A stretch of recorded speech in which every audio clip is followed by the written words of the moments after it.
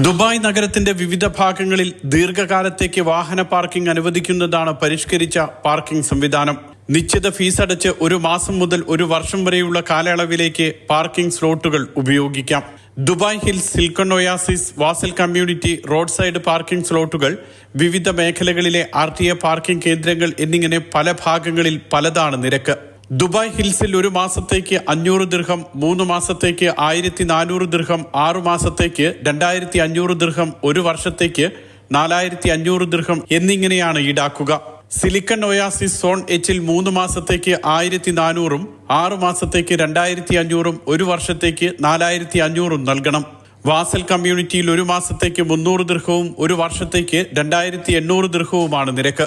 Road സൈഡിലെ A, B, C, D സോണുകൾക്ക് ഒരു മാസത്തേക്ക് 500 ദിർഹവും 3 മാസത്തേക്ക് 1400 ദിർഹവും ഒരു കൊല്ലത്തേക്ക് 4500 ദിർഹവും അടയ്ക്കണം.